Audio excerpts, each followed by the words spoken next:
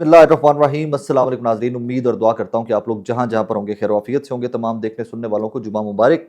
नाज़रीन, इस व्लॉग के अंदर दो चीज़ें, एक तो अभी रिसेंटली पीएमएलएन किस तरह थ्रेटन करना स्टार्ट कर दिया उन्होंने इस्टेब्लिशमेंट को, फौज को, सीधा सीधा उसके ऊपर थोड़ा सा बात करते हैं। उनके वज़रा की प्रेस कॉन्फ्रेंस किस तरह की आ रही हैं, अजीबो गरीब सी प्रेस कॉन्फ्रेंस आ रही हैं, उनके ऊपर बात करते हैं। और फिर कुछ हमारे जमहूर पसंद सहाफ़ियों की मुनाफ़कत जो है उसके ऊपर बात करना मुझे लगता है बहुत ज़रूरी है इस व्लॉग के अंदर। Anyways, let's start with PMLN. और अभी रिसेंट एक प्रेस कॉन्फ्रेंस जो है बहुत इंपॉर्टेंट प्रेस कॉन्फ्रेंस हुई। हम सबको पता है कि पाकिस्तान की सियासत के अंदर फ़ौज का एक किरदार है। आप डिनाई कीजिए, आप ना मानिए, आप कहिए कि हम ये किरदार एट वंस ख़त्म कर देंगे, तो ये एक ग्रेजुअल प्रोसेस है कि 75 साल से जो इंक्रोचमेंट है वो जगह वापस लेते हुए, 75 साल जो उन्होंने बनाई है जगह, उसको पुश आउट करते हुए आपको बहुत टाइम लगेगा। एट वंस आप एक दिन के अंदर नहीं कर सकते। ठीक है जनाब। और यही वजह है कि माजी में भी जब सियासतदानों के मुज़ाकरात हुए हैं या सियासतदानों की डीलें हुई हैं, तो वो फ़ौज के साथ हुई हैं। आपस में इन सब ने बैठकर एक ही चार्टर ऑफ डेमोक्रेसी साइन किया था, जिसके ऊपर भी अमल दरामद कभी पीएमएल एंड पीपल्स पार्टी बहुत सारी चीज़ों में नहीं कर सकी थी। कट शॉर्ट करते हैं इसको। अब एक मुज़ाकरात वो हैं जो आपको नज़र आते हैं नेशनल असम्बली के अंदर, जिसका दूसरा दौर रात को हुआ, कल 2 जनवरी को हुआ। पॉजिटिव हुआ, दोनों हुकूमत ने भी कहा और अपोजिशन ने भी कहा कि पॉजिटिव है, कुछ बेहतरी की उम्मीद है हमें। इसी तरह ये मैं आपको रैंक और शख्सियत में कंफर्म नहीं कर सकूंगा आपको बहुत सारी वजूहत की वजह से, लेकिन मैं आपको पॉजिटिवली कह सकता हूँ कि बैक एंड पे मामला चल रहे होते हैं कुछ ना कुछ। हमेशा का ये तरीकाकार है कि बैक एंड के ऊपर भी असल मुज़ाकरात वही होते हैं जो बैक एंड पे चल रहे होते हैं। अब वो जो बैक एंड पे मुज़ाकरात चल रहे हैं उनमें बहुत सारे हमारे सियासी पंडित, बहुत सारे सहाफ़ी जो बाखबर हैं, जो नून लीग से खबर रखते हैं, नून लीग से कनेक्टेड हैं, उनके बकौल उस सारे मामलात में पीएमएलएन कोई ऑन बोर्ड नहीं है।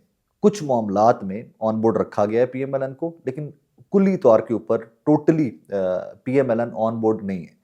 और यही वजह है कि पीएमएलएन की तशवीश या पीएमएलएन की फ्रस्ट्रेशन जो है वो बढ़ती जा रही है। उसके ऊपर भी बात करते हैं कि फ्रस्ट्रेशन क्यों बढ़ती जा रही है। आज ही एक वीडियो मेरे सामने आई है अज़मा बुखारी साहिबा की, इंफॉर्मेशन मिनिस्टर हैं पंजाब की, और उन्होंने किस ज़ुबान के अंदर वार्न किया है फ़ौज को, किस ज़ुबान में वार्न किया है सबको, ज़रा वो सुनिएगा तो आपको आइडिया होगा कि फ्रस्ट्रेशन का लेवल क्या है। और अगर जो है वो इस तरह के बलवाइयों के लिए, इस तरह के लोगों के लिए अगर एक मतलब रिलीफ मिलेगा तो फिर आई एम सॉरी, फिर 9 मई इस मुल्क में बार बार होगा, ये आप देखेंगे। क्या उस जैसी जमात और उसके लीडर के लिए कोई रियायत होनी चाहिए या ना होनी चाहिए? चूंकि ये रियायत जो है ये पाक फौज की तरफ से आई है, मेरा ख्याल है उनको भी इसके ऊपर दोबारा सोचना पड़ेगा। सोचना चाहिए नहीं, पाक फौज की तरफ से रियायत आई है, उनको भी इसके ऊपर दोबारा सोचना पड़ेगा। पड़ेगा फोर्सफुली, चाहिए नहीं। और ये रियायत फौज की तरफ से आई है। नंबर 2, मोहतरमा ये कह रही हैं कि अगर इन बलवाइयों को 9 मई के वो जो प्रिजनर्स कल रिलीज हुए हैं उनके बारे में मोहतरमा बात करनी थी, तो मोहतरमा अज़मा बुखारी साहबा कहती हैं कि अगर ये लोग रियायत इनको दी गई और इनके लीडर को, इमरान खान को, तो 9 मई जैसा वाक़या दोबारा होगा। अब ये मुबहम है कि ये दोबारा वाक़या पीएमएलएन की जानिब से होगा या तहरीक इंसाफ या किसी और सियासी जमात की जानिब से होगा, क्योंकि किसी को भी माजी में रेंजर्स ने जिस तरह इमरान खान को गिरफ्तार किया था वैसे गिरफ्तार उस तरह नहीं किया हुआ कोर्ट के अंदर से। बहरहाल बहुत सारी चीज़ें इसके ऊपर। I hope and I pray कि इस मुल्क में कभी 9 में दोबारा ना हो। एक बैड वो ऑप्टिक्स हमेशा के लिए डेमोक्रेसी के लिए, और वो हमारे I don't support that kind of violence and politics at all.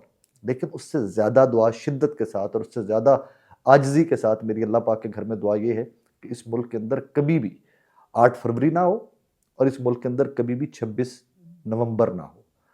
8 फरवरी को इस मुल्क के अवाम के हक पर, मैंडेट पर, वोटों पर डाका डालकर इनको इक़्तिदार में बिठाया गया।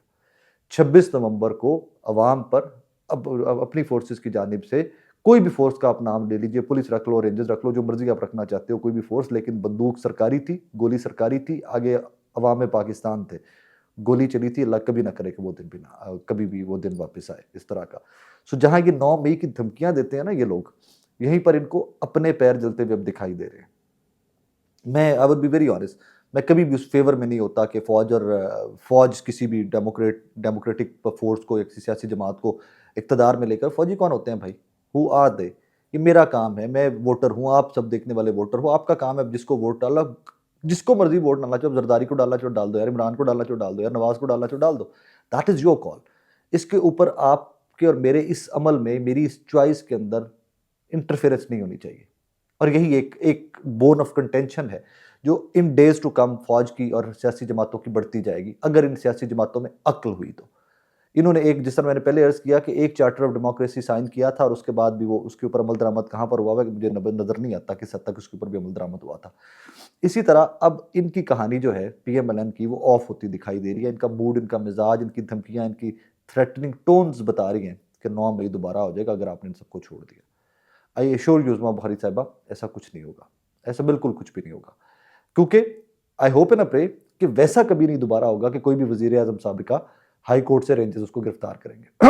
लेट्स मेक श्योर, आप और मैं, हम सब मिलकर मेक श्योर करते हैं कि कभी भी इमरान खान नहीं, कोई भी वजीर आजम हो जाए, कोई भी साबिका वजीर आजम हो जाए इस मुल्क का, उसको हाई कोर्ट की हदूद से गैर कानूनी तौर पर गिरफ्तार नहीं किया जाएगा और फिर 9th में कभी भी उसको सपोर्ट नहीं किया जा सकता। आई डोंट सपोर्ट वायलेंस, मैंने पहले अर्ज किया है, जो हुआ वो गलत हुआ था, उसके बाद जो हुआ वो उससे भी ज्यादा गलत हुआ था। सो ये जो आज डिफरेंसेस और नफरतें हैं, ये बहुत सारी वजूहात हैं उसकी, और तालियां हर तरफ से बजी हुई हैं, एक तरफ को ब्लेम मत किया करें। जिसको आप बलवाई और तरीके इंतशार कहती हैं, उसके सपोर्ट, उस शख्स के वोट आप लोगों से कई गुना ज्यादा हैं। आप लोग पास पास भी नहीं फड़कते उसके। आपकी जमात, आपके लीडरान, वो जो 3-3 दफ़ा के वज़ीर आज़म और 3-3 दफ़ा के वज़ीर आला और अब वज़ीर आज़म, वो नज़दीक भी नहीं फड़कते उस शख्स के जिसके ऊपर आप लोग इस तरह की सख्त ज़ुबान और इस्तेमाल करते हैं। लेकिन ये फ्रस्ट्रेशन से मुझे यही समझ आता है कि all is not well for house of Sharif and all is not well for PMLN. आगे बढ़े तो ये मुज़ाकरात वाली कहानी जिसके ऊपर मैंने सारे ये तमहीद बांधी है, सारी बात की है, ये बहुत सारे सीरियस सर्कल्स में डिस्कस हो रही है कि चीज़ें पॉजिटिव तरफ जा रही हैं।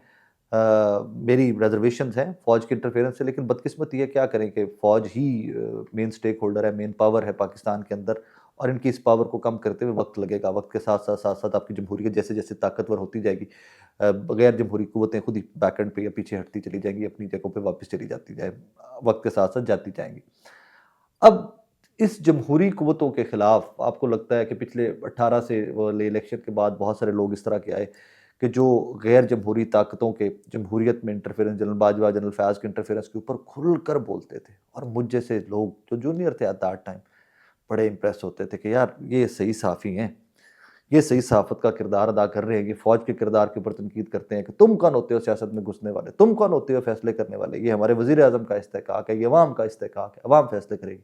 मुझे ये गलत फहमी बड़ी रही। मुअज़्ज़ज़ शख्सियात ने तब दूर कर दी कि जब इमरान खान साहब की हुकूमत ख़त्म हुई, पीडीएम बनी, फ़ौज के साथ यूँ एक सफ़े के ऊपर बनी, और सफ़ा भी ऐसा रहा जो चिपक ही गया हुआ था। तो उसके बाद ये बल्ले बल्ले, और इमरान खान के तब भी नाक़िद, जब इमरान खान की पार्टी पिस रही थी, हज़ारों लोग गिरफ्तार हो गए थे, तो ये फिर भी इमरान खान को फितना और पता नहीं व्हाट नॉट, इमरान खान को फिर भी एक विलन बनाकर पेश करते रहे। तब मुझे समझ आई कि ये एंटी स्टैब्लिशमेंट नहीं थे, ये प्रो डेमोक्रेसी नहीं थे, ये प्रो पीएमएलएन थे। इनका उड़ना बिछोना, खाना पीना, मोहब्बतें, वो सिर्फ नवाज शरीफ साहब और उनकी सियासी जमात के लिए थी। इनका मुल्क से, जमहूरियत से, अवाम से कोई नाता नहीं बनता था। ऐसा I am sorry, I do understand कि ये सख्त जुमले हैं, लेकिन अगर इनका स्टांस नहीं बदलता, ये स्टांस आज भी गैर जमहूरी ताकतों के खिलाफ लेकर खड़े होते, तो मैं कहता कि ये तब भी ठीक थे, कि आज भी ठीक है। या ये तब गलत थे, अगर आज ठीक है तो ये आज, अगर गलत हैं तो ये तब ठीक थे, इस तरह की कहानी होती। लेकिन ये तब भी गलत थे, ये आज भी गलत है। इनका मुद्दा और था, इनका मुद्दा आप और मैं नहीं थे। मैं 2-3 ट्वीट्स आपको पढ़ के सुनाता हूँ। सैयद तलत हुसैन साहब में बहुत सीनियर आदमी है, कभी सुर्खेल समझे जाते थे ये किसी ज़माने के अंदर सहाफ़त के। वो फरमाते हैं, नो बैकडोर टॉक्स और engagement with Imran, no offer has ever been made to him about any compromise और way out, all lies, the only talks are all talks are taking place are the ones involve the government and the other side, the rest is just fiction, say high ranking official security forces। ये जनाब 12:01 को रात को तलत हुसैन साहब ने tweet की है। ये 3 ट्वीट्स इकट्ठी एक ही तरह के मिलते जुलती आई। तलत हुसैन साहब की आई है, फिर कामरान शाहिद साहब की आई है, और फिर हसन अयूब साहब की आई है। इसमें तमाम में यही कहा गया थी तीनों ट्वीट्स के अंदर कि कोई मुज़ाकरात नहीं हो रहे इमरान खान से, कोई उसको हमने ऑफ़र नहीं की। फ़ौज की जानब के high official, high security official ने हमें बताया कि कोई ऑफ़र नहीं की गई उसको निकालने की, भाई कोई चक्कर नहीं है, हम नहीं निकाल रहे हैं, ऑल दैट ब्ला ब्ला ब्ला ब्ला। बड़ी सादा सी बात है। मुझे अफसोस किस चीज़ का होता है कि जो किसी का पर्दा रह गया होता है ना, वो पर्दा भी हमारे भाई एक ही दफ़ा उतरवा देते हैं। मतलब कभी ये पर्दा था कि तलत हुसैन साहब क्या हैं, कभी ये पर्दा था कि हसन अयूब साहब क्या हैं, कभी एक पर्दा था कि कामरान शाहिद साहब क्या हैं। इस तरह की हरकतों के बाद कोई पर्दा नहीं रह जाता। एक ही ट्वीट, एक ही कंटेंट, एक ही टाइम 5-7-10 मिनट का आगे पीछे करके टक करके ट्वीट कर देना कि सिक्योरिटी फोर्सेस के ऑफिशियल या सिक्योरिटी फोर्सेस के हाई रैंकिंग ऑफिसर्स ये कह रहे हैं, तो उससे हमें आइडिया हो जाता है कि भाईजान हु यू वर्क फॉर। आपके अलाइनमेंट कहाँ पर है, हमें वो आइडिया हो जाता है उसमें आकर। और एग्जैक्ट यही लाइन अज़मा बुखारी साहिबा की है। अब आप समझ जाइए कि हम मोहब्बतां सच्चियां जड़ियां ने वो कितने ने। मैं आपको पता है कि बहुत सख्त ज़ुबान इस्तेमाल करने का कायल नहीं हूँ, लेकिन कुछ फैक्ट्स या जो तरतीब बनती है ना, उनको डिस्टॉर्ट नहीं होना चाहिए। ये कोई गैर जमहूरी ताकतों की, जमहूर पसंद नहीं है, गैर जमहूरी ताकतों के खिलाफ खड़े हुए लोग नहीं हैं। और इनमें से अब ठीक है, वो आई थिंक अब तो ब्लेटेंटली ये चीज़ें खुल गई हुई हैं, हर बंदा को पता है कि कौन कितने पे कौन कितने पे, everybody knows everything now. So this is how it is. Interesting day जब पीएमएलएन धमकियां देगी स्टैब्लिशमेंट को कि 9 मई दोबारा हो जाएगा। I hope and I pray 9 मई दोबारा ना हो। I hope and I pray 26 नवंबर और 8 फरवरी भी कभी दोबारा ना हो। अपना बहुत सारा ख्याल रखिएगा। एक बार फिर से आप तमाम देखने सुनने वालों को मेरी तरफ से जुमा मुबारक। अल्लाह हाफिज़।